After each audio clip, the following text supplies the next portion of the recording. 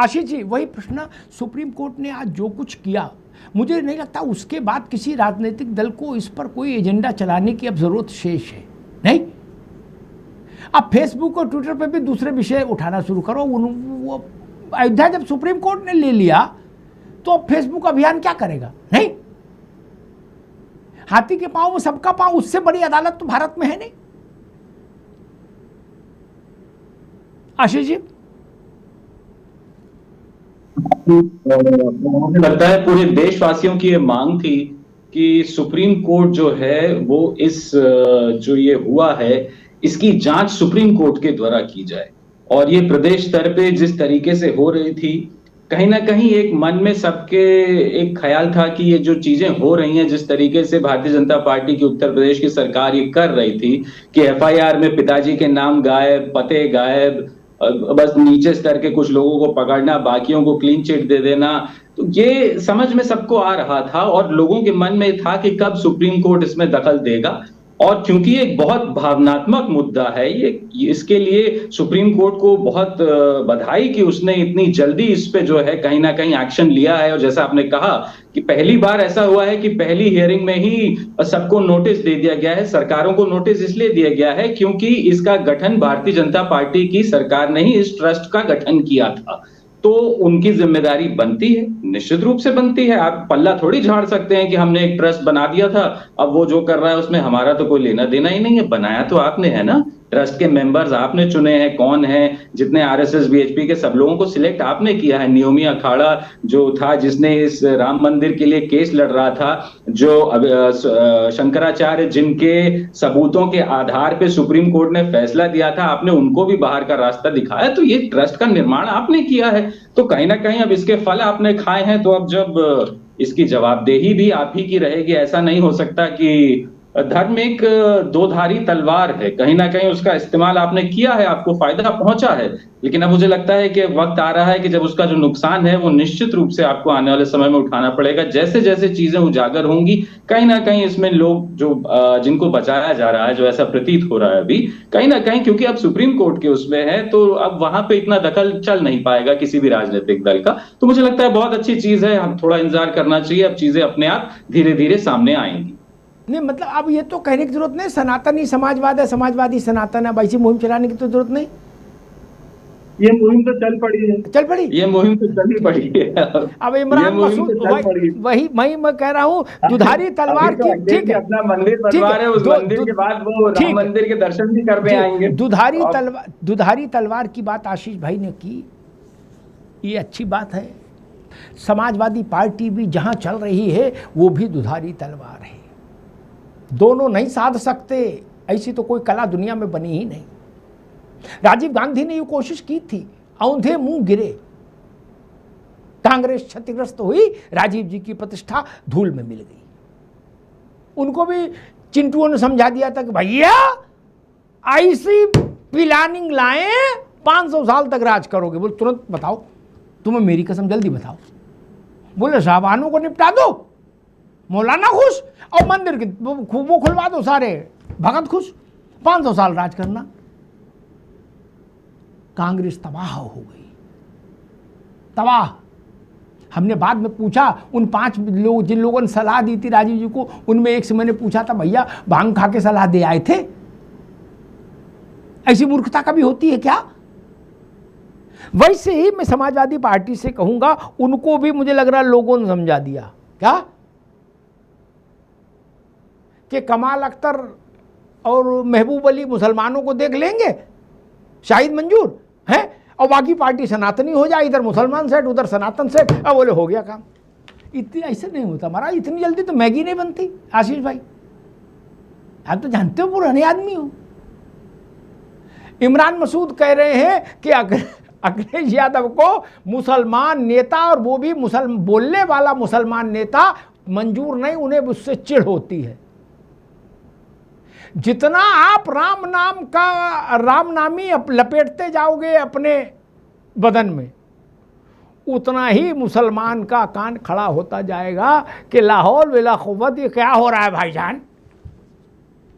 उतना ही लोग मुलायम सिंह को याद करने लगेंगे। इसलिए मैंने कहा दुधारी तलवार है, इससे मैं सहमत हूं। Miles to go before I sleep, एक कविता है ना। हालांकि अभी तो बहुत आगे जाना है सपा को। सनातन में आपको अगर बीजेपी से लड़ना है तो राज भाई पुराने पूजा पाठी हैं, वो जानते। अगर आप, मैं एक सरल भाषा में, नीति जी भी दर्शन भी जानती हैं और उस कर्मकांड भी जानती हैं। पूरे बदन में हनुमान जी की तरह आपको भी सिंदूर लपेटना पड़ सकता है चमेली के तेल में मिला के। ये भाजपा वाले हैं, इनसे इतनी आसानी से आप सनातन की लड़ाई नहीं लड़ सकते।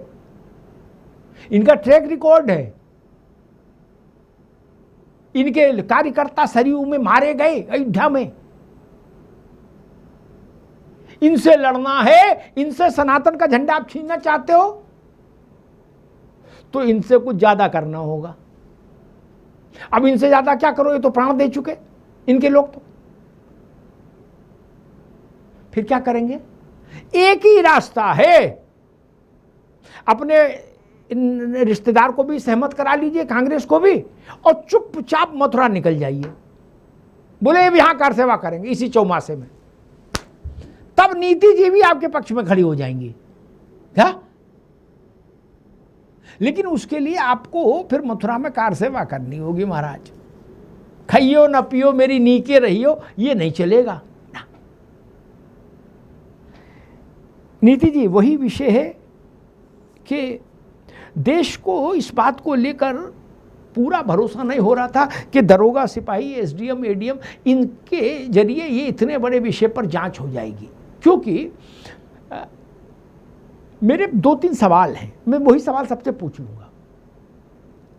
दुनिया में शोर मच रहा है कि जी टिन्नू चोर था, मिन्नू चोर था, शुक्ला चोर था, मिश्रा चोर था, यादव चोर था, इसी कुछ किस्से आ रहे हैं ना। हैं बताया जा रहा वो कोई जूते में पैसा रख के, मोजे में रख के, कोई चड्डी में रख के भागा, कोई जेब में, सब आ रहा है। मेरे पास 2-3 सवाल हैं। देश को भरोसा क्यों नहीं हो रहा था? टिन्नू यादव के पास दान पेटियों की चाबी रहेगी, ये फैसला किसी ने तो किया होगा। टिन्नू खुद तो चाबी उठा के भागने गया होगा। मंदिर में एनार्की तो थी नहीं। टिन्नू ने कहा हाँ हम नहीं मानेंगे, हम रखेंगे चाबी, ऐसा तो नहीं हुआ होगा। वो आदमी का नाम क्यों नहीं आया अभी तक सामने जिसने टिन्नू को मालिक मुख्तार बनाया? किसी ने तो बनाया होगा। एक दूसरा कहा गया कि भाई गोविंद देव के पास ना चेकबुक थी ना उनके दस्तखत बैंक में चलते थे, तो किसी ने तो ये किया होगा कि गोविंद देव का चेकबुक ना मिले उनके पास, न रहे और ना उनके दस्तखत चले बैंक में। ऐसा दुनिया भर की सबसे उल्टा काम, पूरे विश्व में इससे उल्टा कोई काम नहीं हुआ कि ट्रेजरार के दस्तखत नहीं चलेंगे बैंक में। तो ट्रेजरार कोई नासमझ बच्चा तो था नहीं, वो भी दुनिया घूमे गोविंद देव। गोविंद देव ने आपत्ति नहीं जताई या ये भी नहीं बताया कि किस आदमी ने कहा था कि तुम्हारे पास चेकबुक नहीं रहेगी, तुम्हारे दस्तखत नहीं चलेंगे। तीसरी बात, एक सुभाष नाम का आदमी इसमें था काउंटिंग में। ये सबसे यही सवाल पूछूंगा कि वो लोग कौन है जिनके नाम नहीं आ रहे।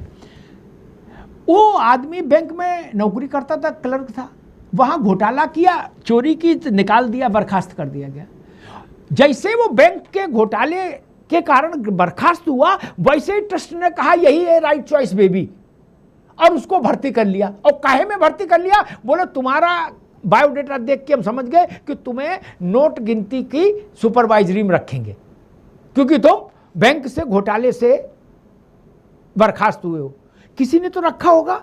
नीतीश शर्मा जी, उनके नाम नहीं आ रहे, बाकी दुनिया कहाँ नहीं आ रही कि टिन्नू की भौजाई तक की बाइट आ रही है, अविनाश शुक्ला के चाचा की बाइट आ रही है, लेकिन कोई ये नहीं बता रहा था, SIT CIT जितनी थी, कि कहीं तो कागज होगा। नहीं, मेरे ऑफिस की चाबी किसके पास रहेगी, इसका एक प्रोसेस है ना। ये कोई भी उठा के भाग जाएगा। नीति जी।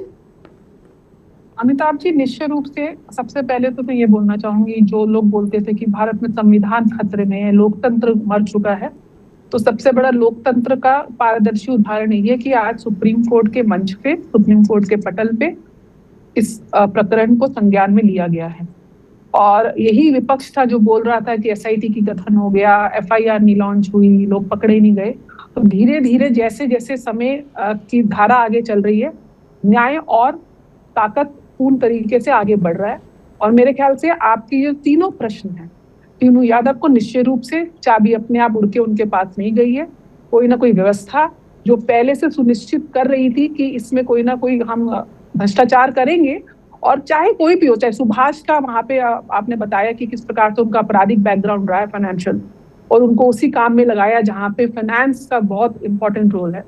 तो निश्चय रूप से ये अरे भाई, चील को मांस की निगरानी में लगा दिया, बताओ। अमिताभ जी, चील को मांस की निगरानी में लगा दिया। सहमत हूँ कि ये जो छोटे लोग हैं, या जिनको मैं छोटा नहीं बोलूंगी, जिनका मेरे ख्याल से भगवान राम के जो तत्व हैं उनसे विहीन लोग हैं, और जो ट्रस्ट में जो भी व्यक्ति, बड़े से बड़ा व्यक्ति, और मुझे पता है योगी जी का शासन है वहां पर, मुझे पता है केंद्र में भाजपा की सरकार है, और मुझे पता है लोकतंत्र जीवित है, न्यायपालिका जीवित है। इसलिए जो लोग आज राम भक्ति में लीन दिख रहे हैं, तो राज शर्मा जी वहां जाते ना, कपिल सिब्बल के बाहर धरना डालते जिस समय वो बोल रहे थे कि भगवान राम काल्पनिक है।